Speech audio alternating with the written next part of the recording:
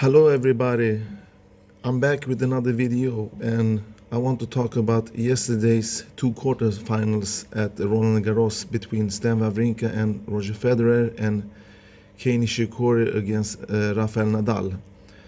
And also I want to talk about why Roger Federer can't beat Rafa at Roland Garros. It's not impossible, but and in the end of this video, I have a little surprise for you. I'm gonna give you a little quiz, so you can think about or tell me the answer. I will give you four answers, and one of them is right. So to start with, I start with Rafael Nadal's match against Kei Nishikori, where he totally dominated and executed the Japanese warrior from the baseline. So in my previous video I made the prediction that Nadal's gonna win easy, and the thing was about how many games will Kei Nishikori win. I'm not counting sets because I knew that it was gonna be a three sets victory for him. So my prediction in that match was right. So what can we say about Rafael Nadal? Everybody knew the outcome of this match. So and lately, Kei Nishikori has been struggling in Grand Slam event like always. He's always plays long and tough matches. So when he reaches quarterfinals, his tank is empty. Especially when he meets Djoko, Nadal, or Federer. He has only beaten one of them one time at the Grand Slam event, and that was in US Open semi-final against Novak Djokovic, where he went on to win. So otherwise he's not a threat to the big three. So that match was a pretty easy match for Nadal. Saved him a lot of energy. He played defensive and offensive very solid as usual. So he went through to the semi-final, where he's gonna meet Roger Federer, who I predicted will win his match against Stan Wawrinka in 4 sets, and I was right. But that match could have ended either way, because in the third set, Stan had a big advantage that he didn't take care of. He was ahead long in the set, and finally Federer managed to solve the problem and get through. And there was a short rain delay, but I don't think that has had too much to do with the outcome, because it was in the fourth set and it was 3-3, I think. So about that match, what can we say about Federer's game? He serves solid as usual. His forehand was good. His backhand was okay, but in the long rallies he couldn't keep up with the Stan's level, because Stan hits the ball too hard. And I want to point out that Federer's break point conversion was very bad. He missed a lot of opportunities to make this match shorter, but as we all know, Stan Wawrinka has a heavy, deep serve, so most of the points were not so much to do about. But anyway, it was a good match from Federer, and we will have the clash of titans, the one match we have been waiting for since late 2017, because he hasn't met Nadal since I think it was Basel 2017 or something like that. And Federer has 3 straight wins over Nadal, but none of them were at clay, and only one in Grand Slam. So if you look at the matchup earlier, everybody knows that he has only beaten Nadal only twice on the clay court surface, and 5 times have Nadal won against Roger Federer at Roland Garros, 4 finals and 1 semi-final. So It's a very, very tough task for Federer. And at the age of 37, I don't think I don't see any reason that he can win this part of his career when he couldn't win in his prime. I'm not saying that Federer is bad now. He has improved a lot since later, and many people that I've been talking and reading about tells me that the new Federer would beat the old Federer. I don't agree. And as usual, when they meet on clay, Nadal always has the upper hand against him, because one thing that makes Nadal so good on clay is his athleticism, his ability to create shots, his defensive skills and offensive skills. He knows exactly when to attack and when to defend. That makes him so good at not only clay, on all surfaces. So he is also benefiting from being a left-handed player, because his left-handed style helps him to open up the court, especially on clay, where he can whip heavy shots and get the ball high, jump from his tremendous spin that he possesses from his forehand. And Federer haven't have an answer yet. And let me tell you this: before the epic final at Australian Open 2017, where Federer won in this marvelous blockbuster 5-set final, Federer haven't beaten Nadal in a Grand Slam final since Wimbledon 2007. So the matchup in Grand Slam finals are 6-3 in Rafa's advantage. And totally, I think they've met one in semi-final at Roland Garros, and 2 times at semi-finals at the Australian Open, where Rafa and Nadal won both of them, and one in the final at Australian Open. So Nadal knows how to play against Federer. His game plan is very simple. He plays safe.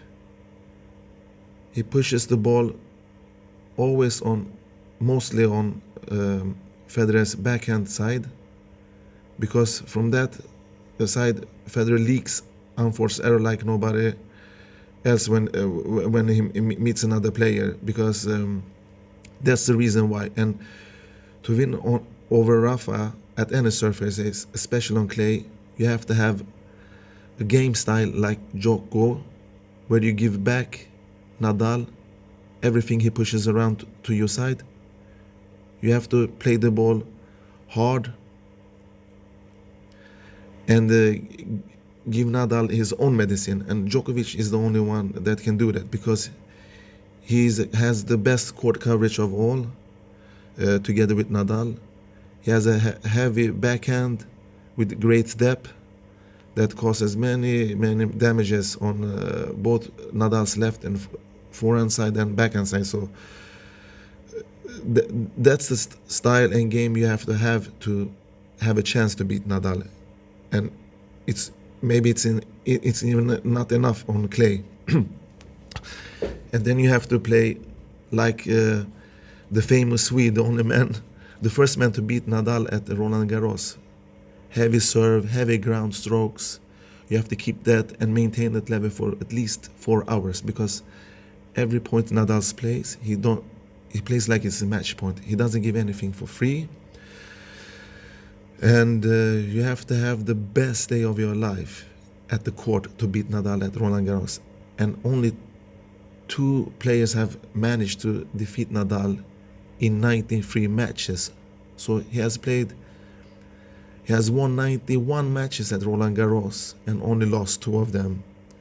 And I think he had one withdraw in 2016, I think, or something like that. So you see, all the stats talks for themselves. How can Roger beat him if he plays his first strike tennis without leaking unforced error, which is impossible because he can't keep that level that low that he can win against Nadal. So as a Federer fan, it would be a gift from heaven if he can manage to beat Nadal, his all-time nemesis, at his home turf, his castle, at Roland Garros, the red dirt. So Federer's match plan has to be very offensive, take the ball early, don't give Nadal any time, and hopefully not leak too much unforced error from both his forehand and his backhand side. But like I said, it's easier said than done, and this task is very difficult because this is one of the toughest tasks that a sportsman can achieve. That is to beat Nadal at Roland Garros. He has only lost 2 times there. It reminds me when Mike Tyson was the undisputed champion in heavyweight boxing, and he lost that match against James Buster Douglas in Tokyo, and nobody expected that. But I don't keep Buster Douglas at the same level as Federer, of course, but because he lost the match after and lost his title. And the same thing with the wrestling phenomenon, the Hulk from Siberia, Alexander Karelin. He lost his last match in his career, and there was a huge upset. Nobody expected it. He lost to an American that nobody have heard of. And lately, last week, same thing with Anthony Joshua when he lost his all of his belts at boxing, heavyweight boxing against Mexican guy. I think it was a Ruiz or something. But I'm not comparing them with Federer. That's a whole other level because Federer is one of the greatest athletes of all time. But he has no answer against Nadal at the red dirt. That's his problem. And that was always follow him through his career and through his life, that he couldn't beat him at Roland Garros. But Federer shouldn't be so sad anyway because there are only 2 people that have done that before. So. And I can tell you this, Nadal, correct me if I'm wrong, he has only lost to 7 different players that possesses a one-hand backhand at the Grand Slams event. 7 players only throughout his career. And Federer is the one that have beaten him most times. I think he has beaten him 3 times in Grand Slams event, 2 at Wimbledon and 1 at the Australian Open, the epic final 2017, and Wimbledon final 2006 and 2007. And the players are Paradon Srichipan, who beat him at Wimbledon early in his career, and Steve Darcis. And then we have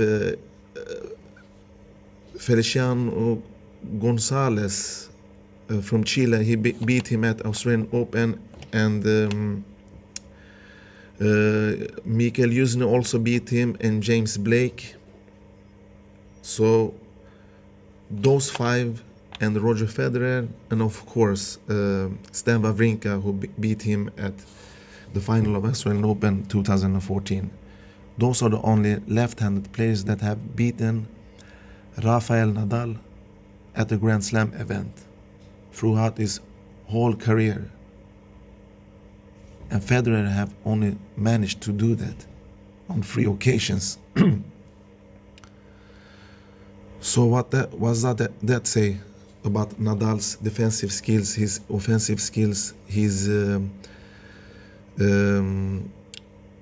whole game? Because Nadal is the most competitive player I've ever seen. His mental game is, I think, the best. Sometimes you think that being good mental is to come back from a match 2 sets down and win in 5 sets. Some call that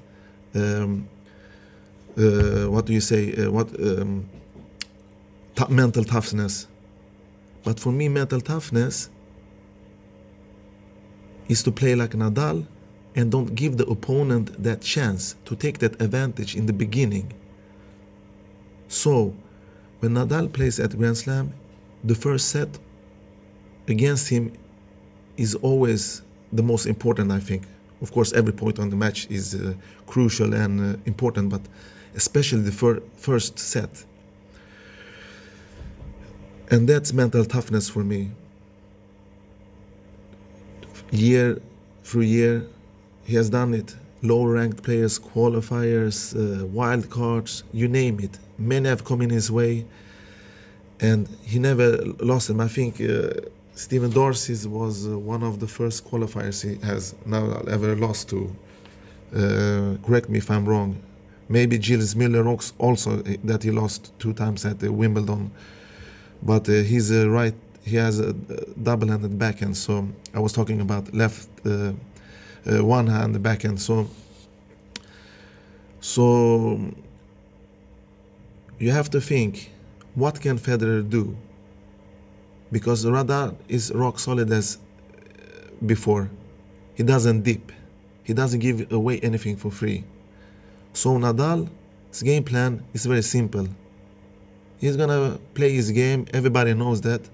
But it's another thing to handle his game, his top spin, his ridiculous forehand. I don't know how he can come up with that spin. It's amazing, pretty amazing. But as we know, Federer, he's the maestro. Maybe he can surprise us all and give us this victory over Nadal that we have been waiting for all his career since they first met. So I give Federer a chance to maybe win 1 set, perhaps 2 at his best, but he has never taken Nadal to a 5th set decided before in Roland Garros. So it's hard to see that it's coming this now, because this year at Roland Garros, Federer played without pressure. He has been away for 3 years now, clay court season. He comes to Roland Garros, does his job. He impressed me the latest matches. I can tell you, he played rock solid in the first and second and third round also. But Federer has shown that he still has the quality to reach the second week of Grand Slam like he always does. That is something he will do throughout his career, I think, without doubt.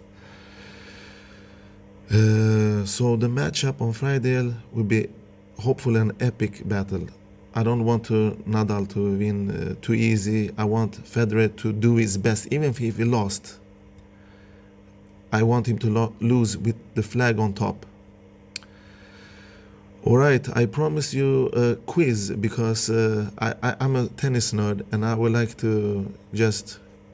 It's not a joke, it's maybe funny. So I will take you way back in time to the Wimbledon final 1992 between the Croatian serve bomber Goran Ivanisevic and my all-time favorite Andre Agassi in that epic 5th set final at Wimbledon, where Agassi won his first Grand Slam title. He has lost 2 French Open finals before that. I think it was in 90 against Andres Gomez and 92 against Jim Courier. So my question is, I'm going to give you 4 options. If you know the answer, write it in the comments down below. How many serve aces did Goran Ivanisevic do that match in the final against Agassi? Was it 32 aces, or was it 34? Was it 36, or was it 38 serve aces for Goran Ivanisevic? Thanks for your time, and hope to see you next again. Bye bye. Take care. Bye.